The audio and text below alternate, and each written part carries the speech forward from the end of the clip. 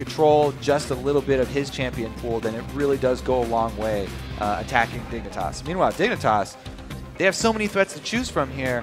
Looks like they'll probably go with the very strong champions, just individual champions that are very strong right now, or what's been successful in the past. We haven't seen Skara pick up Kale for a while. It wasn't his best of champions in the pool back in the spring or summer. He kind of shied away from it, as did Reginald after he tried to play it for one time. So that's an interesting point there. The Kale, recent surge in popularity, definitely something that Skara does play. So it could be a backup to something like the Gragas, which is always going to get banned out. It will always get banned out, and it does. That first priority pick into Annie is going to be something that Kiwi Kid wants. And he still likes to be aggressive on his champions. He was a top laner, so this kind of fits into the role. I mean, having the Annie on your team is always a great, reliable initiate. We saw it in the last game. That was one of the team fights where CLG won, even when they were coming from the side there. Right. Afromu flashing in, Tibbers. Mistiming a flash is what made that count. If you're not aware of when her flash cooldown is, then it's a very scary thing. So it's also a very strong bottom lane, too. Because we saw, even though they got pushed in early, they were able to chain stuns with the Annie and get kills later, 2 versus 2, even with getting shoved in early. So is that to say that Cutie Pie might be grabbing up Jinx if it stays open? It's just kind of a taster's choice combo everybody's doing. I really like that combo, especially on this patch.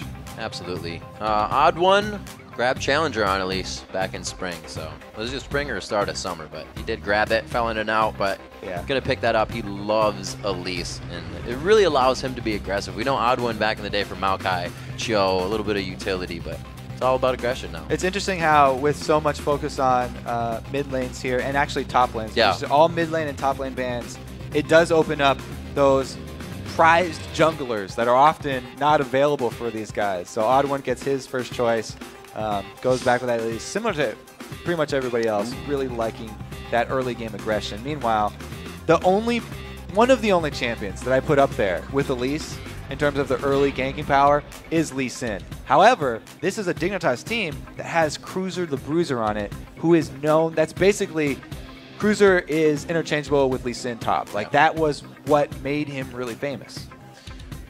See, that leaves, which means that could be either. Could be either coming into that. Wild Turtle looks to put his 80 carry on the board, possibly, just hovering. Don't think they're going to give it to Cutie Pie, though. They may actually take the Jinx. That would be a great pickup. Xpecial already has his support, and that bottom lane is obviously something that can fight against the Annie, whatever have you. Lucian, Annie. Oh, Lucian, yeah. Very, very strong as well. It's the classic kind of, there's 3 main supports and 3 main AD carries down there kind of right now. It's the Annie, the Thresh, and the Leona.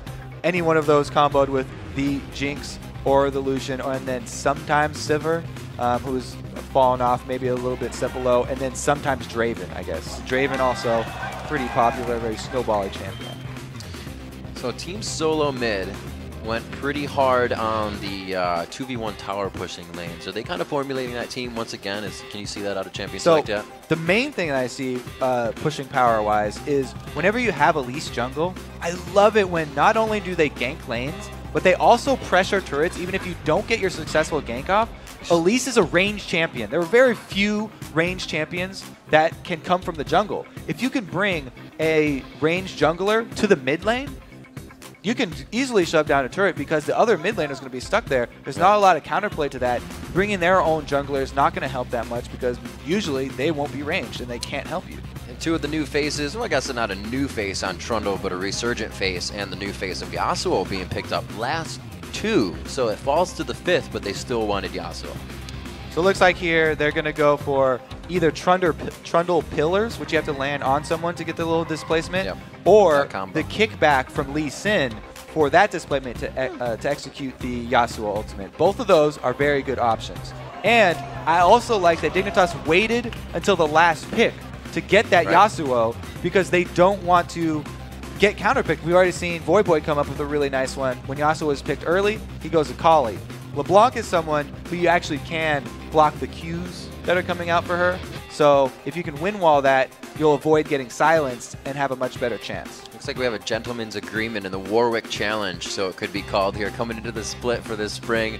You got to play it at least once. This is Dyrus' turn. He's going to pick Warwick into the top lane. That's going to be versus Trundle, and usually Trundle we see being able to take out a lot of the tanky ones. Can he handle a Warwick? That's why I really like Warwick against this, because Warwick tanks through sustain. He's all about health regen from the Q and from the lifesteal from his auto attacks. So Warwick, going to be a little bit easier for him to go up against Trundle. He can't just straight steal a whole bunch of his health and all of the resistances there. So interesting little last pick there for TSM. And it also does combo really well because there's such a single target focused composition here with LeBlanc already. They can really rip through a single person. After they get that man advantage, then they'll try and get the objectives using that power play. We'll see if he's trying to tag out the supports all the time. You know, LeBlanc always trying to just DFG the quickest one next to him. We'll see if Bjergsen can get it done. As the teams prepare to storm to the Rift, let's take a look at who you think is going to be victorious in this match. According to LOLesports.com, 90% of you think TSM is going to win this matchup. It's one of the biggest, heaviest swings that we've seen in the vote right there. Classic. I think everybody got their phones out and were voting in the studio. All the audience votes.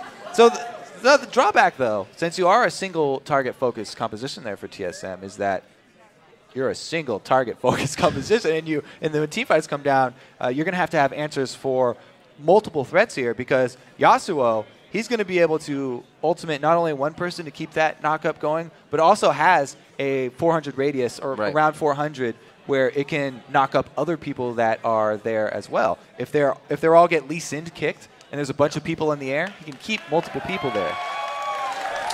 TSM definitely has a composition that allows them to be aggressive and keep being hungry. We're going to see a lot of rotation and roaming from Bjergsen here in the mid lane. We'll see if Skara can keep him at bay and really under wraps. Again, a gold lead for TSM. All right, so deep utility paying off early. Looks like Xpecial has gone deep utility, getting the extra gold plus the biscuits, and not a Doran start. No. Just the flat health for Crystal. So maybe rushing the Sightstone to get that early vision. That would be an interesting plan because they do have a lot of assassination potential. Their jungler is a very roam-heavy jungler in Elise, and then their mid laner is always looking to roam. If Bjergsen can get ahead in the mid lane and then roam either top or bottom to get some assassination plays. So thinking of what Bjergsen can do this game, remember he is saying he is somewhat the shot caller now, but as it gets into a fight, you kind of hear the sounds of the game. You saw when Cloud9 was winning last game. Everybody kind of puts their own 2 cents in during a fight, during whatever, take a tower. But there's always that one guy, and with Bjergsen filling Reginald's shoes, see how he can do here in mid lane with LeBlanc this time. He always plays champions that he can turn the game around on. He can definitely pick someone off and make single plays by himself around the map. And something that I also like to see when we do have mid lane assassins like this that benefit greatly from roaming is an early sweeper upgrade from the mid lane, not just from something like the jungle. So if Bjergsen, then the time you want to get those is a couple minutes or a little bit before that level 9 so that you can get the upgraded sweeper. Because the first one, just hit it. Cooldown's pretty long there still. Whoa! Free flash? Yeah, it's pretty much free. They don't have to burn anything there, and they're also going to steal this blue buff. So nice start there for TSM. Crumbs is going to be hurting on this one. Odd one level 2. We'll see if he goes in and back out of his jungle. We saw Zuna somewhat doing this on his first game. It worked quite effectively for XDG. Crumbs, we got to remember, is the guy that keeps the timers for Dignitas. He keeps those flashes pretty much for all the lanes. And he's the one we call the kind of human abacus. If you can keep it down, we'll see if those timers play true for Dignitas as they start off in the early game. Easy trades to the buffs, as we've seen for the past few. It seems like there were the line of scrimmage, but now everybody's back to stealing and taking buffs. So yeah, they do trade, but it is going to be Crumbs being maybe one step a little bit behind the odd one. He's back by maybe 15 seconds or something because it was TSM who initiated it. And the other thing is both solo laners going with the classic play where they take a jungle camp before going to the lane, since both of these duos have decided not to hard push it and they're just last hitting, trying to get a large creep wave before they run into turret. Crumbs seems to be faring all right. And Dyrus on his back. He killed double golems and then back to Fountain, bought a real ward there. So he's just placed a ward looking for the 3 versus 1 tower dive that would come from behind him.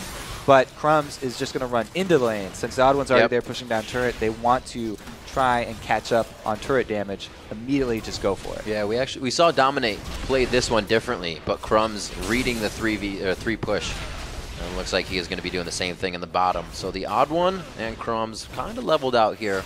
And the turrets are just going to keep these teams at even here as we approach 4 minutes into the game. But this is TSM. They've done it. They've shied away from taking turrets, but they're back to doing it again. The under 5 minute first turret. Skara very low, and whoa, they actually go toe-to-toe. Bjergsen with the first blood. So Skara was probably expecting Bjergsen to back off in the face of all that aggression and use some time retreating, but Bjergsen stands his ground there. Level 3, and was able to take him out with the combo. A little bit of an overestimation there from Skara on the early Yasuo power. Bjergsen doing work already. That silence, man, it'll catch you off guard. Whoa, the Q right through the tower instead of... Good grab there. Special's very low, though. He's not going to be able to trade any turret damage onto this. They get Crumbs. That double buff almost gets transferred over nicely to TSM, but looks like three now at 4 minutes have to be taken to guard that top turret. That first blood for Bjergsen is really not great news for Dignitas, by the way, because he's going to be able to get that early advantage in the mid lane, which means he can start roaming and make that advantage from mid lane translate into advantages on the rest of the map. All the other lanes are going to have to worry about his roaming now, so they're going to have to start warding up all the different paths that he can take down to, say, bottom lane, where he could pull out a execution on a squishy target. And you got to say what a great choice in Bjergsen that was for Team Solo Mid. Usually you kind of have to train a player into that phase of aggression, into that phase of, as you were saying, Reginald says, go for it. But they got a real click with Bjergsen right from the beginning. You can see the confidence right there. He did not hesitate, stood his ground, able to turn it right back on Skara, got the chain proc, held him in place and killed. Hopefully then the calls will follow as they start to make the strategies. But we're not even that far into the game yet. That first blood very early. The first 2 turrets, sub 5 minutes, and that's where you kind of see it slow down. Everybody has the idea for that far, but now they figure out what to do. Is the next objective from a kill, or are we going to be able to just simply push a turret? Looks like since Bjergsen's got a huge wave pushing here, shoved Skara into that turret, and they're going to leave the duo lane up there, sort of freezing that lane. So when you do that, I'd rather send the support to go ward up the jungle entrances, since you don't have a turret to guard you, and leave the AD to CS by himself. The only thing that you do lose when you do that is experience on your support, and he gets a little bit further behind in levels. Just got to be careful when you match up in the 6-6 for the duo lane. All the ultimates start coming out. We're a little ways from that right now. Odd One still clearing up the jungle. We actually have not seen too much presence from him yet. He's 5, Crumbs is 4. So they actually may be able to activate something with Dragon a little bit sooner here if they keep the flow going. Yeah, a lot of wards in the bottom side means that both teams are going to send their junglers over to the bottom here now. And they'll be tipped off to the action, so we'll have to see if the aggression actually does come out, because everybody's got vision, and the sweepers, it's so early for them, not even approaching close to those level 9s. Right. So only Xpecial has switched his out. Meanwhile, by the way, taking a look at the runes here for Bjergsen, he runs the hybrid penetration for LeBlanc early, which definitely made a huge difference. Those early level engages, you get off a lot of auto attacks, not just spells. So having hybrid instead of just pure magic penetration, really helping Bjergsen out in that all-in from Skara. Bjergsen going for the deep roam. He uses W to get over the wall, however, so he's kind of walking this one out until he has what he needs back. He throws out the chain and misses, and the engagement goes 1-for-1 everywhere in this 3-for-3. It's going to be Xpecial going down first. Cutie Pie in a bad spot. Crumbs is there with Kiwi Kid. Tries to throw out the flames, but it cannot, or rather does not hit. Turtle just dodging the sonic wave, so the resonating strike will not be there. The zap just to the outside, it does hit. Bjergsen looking for the next chain. Got a good amount of mana. Oh my god, he safeguards right from the hit of the W damage. And it looks like Skara will pursue here with Crumbs forcing the flash on Bjergsen. Timely arrival of Skara there enables Crumbs to get out of it and makes Bjergsen burn his flash to leave, because Kiwi Kid had his stun charge and was ready to cut off the exit there. But the dive went a little bit sour for TSM. Not quite what they exactly wanted, because a little bit of miscommunication, maybe non-focused damage there. Going down on 2 different targets, and it took a little bit while to burst. Super spread out fight. We'll have to see if that chaos can be cleaned up a little bit. As Dyrus taking some damage in the top lane, but these guys are that same CS instance right on there. mana, so they're not too bad. Yeah, 55 to 25. That's called the difference. Those are definitely different numbers.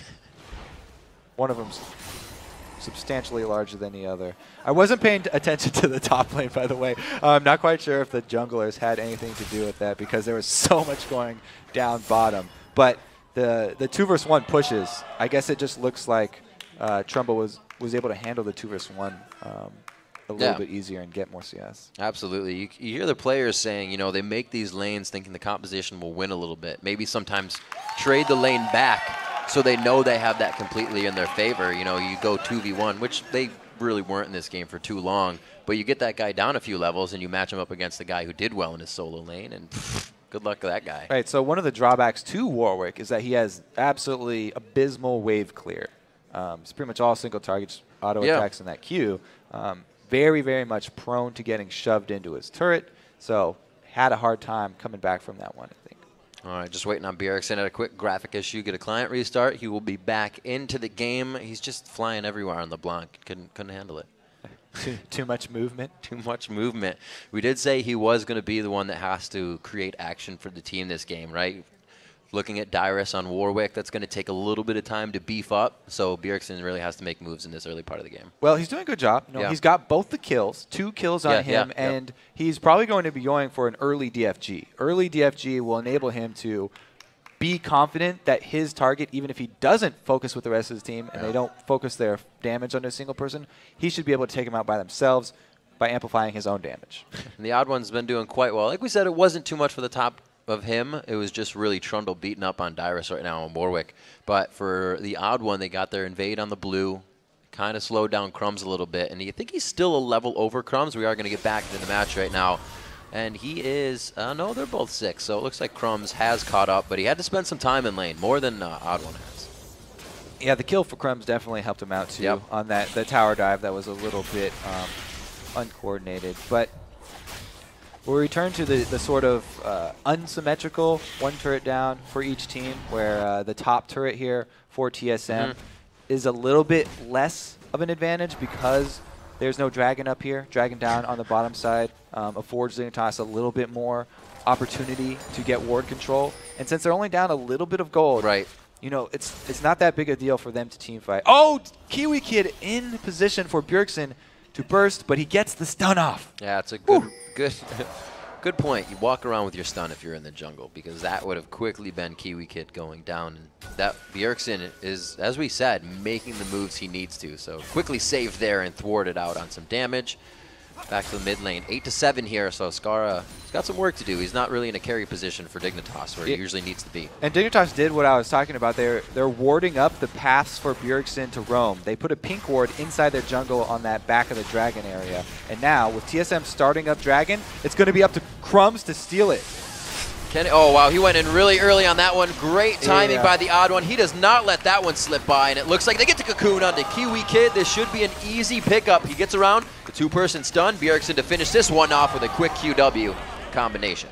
So the drawback of Lee Sin landing the Q so early is that everyone in this game pretty much aware of the time that you have to follow up that Q. As the time runs down, they know that you're either going to come in right at the last second, or you're just going to wait it out and not come in at all.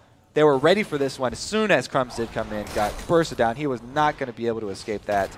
And it was just that the dragon was so high health, he didn't have really good chance at stealing that one away, because Elise with the execute. So yeah, I'm going to go ahead and say this has been Cruiser Bruiser and just Dyrus going head-to-head, because all the focus has been on the bottom side of the map throughout this game, whether it's hitting mid a little bit, but Bjergsen is the one doing the roaming. Like I just pointed out, Skara's going to need to be able to carry. Will be a big Cruiser Bruiser, but they're kind of going to be able to take him out as they kite away, because that's the kind of team they have. They got the pink ward down before Q's able to land. But so here's exactly what TSM are doing. Because they've got this advantage on bottom lane, take turret roam up to the mid and press their advantage on the weak defense here. 2 melees, not much that they can do. So a really good map movement from TSM. Not only are they ahead in kills, but they're also grabbing the outer turrets. Cruiser gets locked up. Very nice stacking on the crowd control, one after the other. Cruiser could be going down here. He's actually going, taking out Dyrus in the instance. Bjergsen says, wait, okay now. And man, is Cruiser a beast right now. I'd say if Dignitas fans are going to hang their hope on somebody, it's on Cruiser. Even though Cruiser's not got kills, he has a really good CS lead. And we just saw right there how tanky Trundle can get when he does use his ulti to steal all those stats. Bjergsen now starting to outfarm, and he's going to split push LeBlanc now. Not really his technique, but you're going to go ahead and just get this lane pressured out. So something that a lot of LeBlancs do nowadays is max the W instead of the Q so that you can handle minion waves. I'm pretty sure pretty much everybody's jumped on that hype train now because it's so hard for her to get CS otherwise since she is pretty much all single target besides that. Maxing that one out early does help tremendously, and that's why Bjergsen is able to rack up so much CS as LeBlanc. So confident in their movements. You can just see him blowing the ulti, blowing his W. They know they're farming, so that means they are in safe mode right now. TSM is not going to be engaging. They now put Dyrus down to the bottom lane to get that pressure in. Dragon's going to have a little bit more help here from TSM now on that. Yeah, he's struggling clearing those waves. It's always funny to watch a Warwick try and deal with even just minions. Is it? That's cruel. It's funny to me. He's working hard. Pushing minions. Pushing minions. 5-1 is the score. A 3,000 gold lead in favor of Team Solo Mid right now. They were able to get that first turret with an answer from Dignitas as we recap a little bit of the early game, but then it was Bjergsen really going strong. Remember, they blew Crumbs' flash in the jungle, which isn't huge for Lee Sin, but definitely slowed him down a little bit. Couldn't go as dangerous in some of the engagements. And with the early success of TSM, it's transformed this late game into an opportunity for them to use that Warwick teleport. They can have him split pushing for days down bottom, and he can join the rest of the team as soon as he comes in, at least with half a screen distance. A flash Warwick ultimate is a guaranteed engage. They're going to catch somebody even if Dig try and run away. And obviously we've seen that Bjergsen can follow that up with plenty of damage to kill the target because he's finished his DFG. Yeah, I was just about to point that out. Ready and raring to take somebody out at 4-0-1. He's even got his sword boots finished out here. Some double lift-esque split pushing Jinx here. No further wards for Wild Turtle, so very, very close right there. And he does back off because there's no more deep vision for him. A crushing last auto attack from Bjergsen. Drops the mid turret. We're coming up on 15 minutes in the game, and TSM has a pretty good hold of the driver's seat right now. Oh, wow. Bjergsen, you can see the vision. They're even trying to take things, and Bjergsen knows he can't be fought one-on-one right now. He's too slippery. It's definitely the next step for TSM. Because of the Warwick that I talked about, they have the global advantage where they can use that teleport, and they have the lead, so getting vision inside the jungle affords them the opportunity to do that split push, and it also doubles as positions where Bjergsen can pick people off. So that's pretty much everything they're looking for, and that's why they've upgraded 2 now sweeping lenses. It's the jungler and the support, which are classic. I would also really like to see one on Bjergsen, just so, since he's roaming around so much, he could set up his own little fog of war patches where he can pull off those assassinations. So when does it come time for, it's still pretty early at 15, but for Dignitas to put that composition together? There's one chain, and that's going to be enough. All right, there's that patch of Fog of War I was talking about. Bjergsen doesn't have to sweeping lens because there's no wards there for Dig, and he does find Skara unawares, able to attack from the shadows. So the lanes are somewhat pushed now for Dig, as I was saying. When did they break laning phase here and put their fight team together? That Trundle, that Yasuo, and the Crumbs, or the Lee Sin combo. Yeah, it does seem like they're kind of scrambling here just to gain some sort of control. Right. Being said, we just talked about the vision game. What they need to do is put it. Oh no! Found Tibbers. Found it. Yay! That was a movement of the mouse mechanics, I believe. He tapped over the wall and didn't swing the mouse enough to Bjergsen. Bjergsen also with quick fingers, so he was getting out of that one anyways. We're going to wait back on that flash 5 minutes down, so we'll see about 21 minutes before Dignitas can really safely engage. That's what we've been talking about all day, is the anti-engagements. We saw it last game from Aframu and CLG. Bjergsen with 3 in front of him, but Expecial coming up on the wing with Wild Turtle. The odd one as well. It's a party with everybody there from TSM. Dignitas is going to start falling like flies. Cutie Pie is the first one. Skara with a sliver of health, and the zap just misses on the backside. Odd one, they're all looking for it. There's the chain. Another one comes out, and a double kill for Bjergsen coming in. 7-0-1, and they keep picking off Dignitas. 3 chains there for Bjergsen, able to keep Dignitas in range. Another chain! 4 chains! Oh, they're going to lock it. There's the hook. A 5th chain to come in. Where's he pulling him from? I don't know. Kiwi Kid gets zapped. Oh, man. So they missed their opportunity there for Dignitas. They went for the pit. It was a good idea. Try and grab a kill and make a move early in the mid lane to get an advantage. But they weren't able to actually land it onto Bjergsen. And then they were made to pay for their extension up into the middle of the map. So this is just the wall hop here, and the ward to grab vision so he can make sure he lands this chain. Even if Cruiser had dodged that first chain, it would have hit Crumb. So very high percentage shot right there. This is on the zap. It does indeed land onto Kiwi Kid. The scary part for Dignitas here is all of TSM is getting a piece of these fights. It's not just Bjergsen getting fed. Yes, well, he's 8-0-1, but the assists, I mean, are being picked up. Everybody's getting kill participation. Everybody but Dyrus.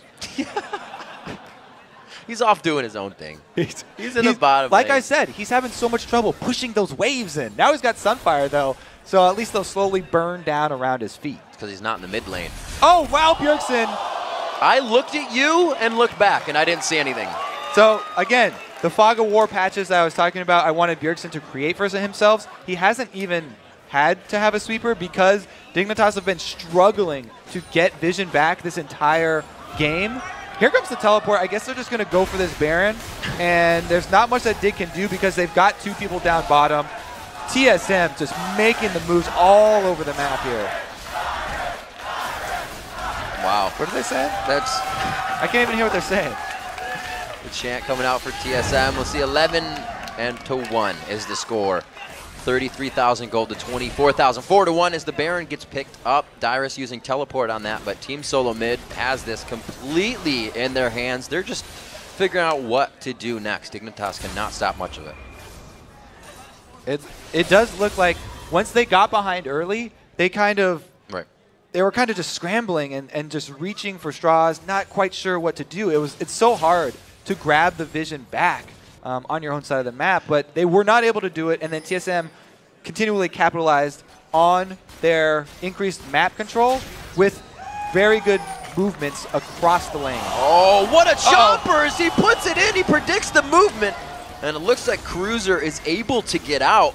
By this time, inhibitor turret's going down. We're going to see possibly the first one. They try to get the Yasuo ult in. Skara goes very hard for his team. They follow Skara's call, and they are going to try to do the damage. Kiwi Kid walks it in with Timbers. Great AoE damage coming into the fight right now. Odd one is everybody scrambling to focus in this fight. They're finally able to turn it on. They get the focus they want. All eyes onto Cutie Pie. Are the last attacks there. Beautiful 3-man stun by Kiwi Kid there, but it's not enough to save Cutie Pie. And no Burger King for that action. No. It was a very good move by Dig. They were desperate at this time. They had to make something happen.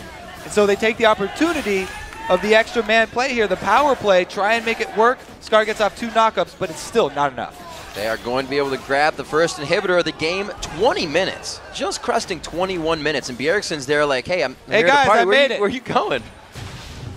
All right, perfect opportunity. Yeah, you're right about that chomper because he was going to walk right over it. And then Dyrus does join the fight. He's going to get some kill participation here because Skara charges up his Q. As soon as Skara charges up his own knockup, he can go in on it with his ultimate.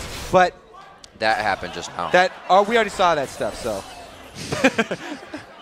it's cool, guys. We know what that consisted of. You look now, 4 trinkets still. Yeah, they need to ward their own jungle, but they have to clear these wards that's giving Bjergsen these kills. You'd think you'd see more sweepers on Dignitas' side right now. Well, they need everything. They're like, okay, we need ward clearing power, but we also need vision. So Bjergsen's on the hunt. Oh, that was pretty nice. Good juke. Good Dodge juke. on the chain. I like it. Scar keeping himself alive, but that was a missed spell and another one, and he's at half health, so it's still not good condition. Nope. Bad, very bad condition. Huzzah! Didn't even need Deathfire Grasp on that. We're going to go ahead and take the turret down, the second inhibitor to go down now, and TSM is completely controlling this game. The thing that has gotten so much better, really for all teams in this split, is their ability to close it out and move forward. I think the reason we popped out of that replay is because they got that inhibitor, so yep. Second inhibitor down, easy rush onto the Nexus turrets here for TSM. It's going to be first Nexus down. The calling not even really making them think of backing off. Bjergsen goes in hard. It's going to be the suppression on Cutie Pie from Dyrus. They're trying to get the KDA up as the Nexus goes down. And Bjergsen puts himself in the fountain. He gets lasered down. You're not going to be able to live that long, Burger King. And it looks like the Nexus will follow after 22 minutes, one of our fastest games, if not the fastest here in the spring split of the North American LCS. Solid performance from TSM right there, man. They just started that off with a bang, 1 versus 1 first blood, and then rolled that into complete map control. Bjergsen said he was a little worried about filling Reginald's shoes. I don't think there's any worry that he really needs to have there. Having such a home court crowd as well, 90% vote from the online crowd. Always helps to have the fans behind you. Super strong play. Not a whole lot really facilitated from the junglers. The first invade kind of comes off with his flash. And I think that started to play on them, knowing that Crumbs wasn't able to give everybody in the lane what they needed or a dive that they needed to flash out. It all started to escalate from the little things just in that first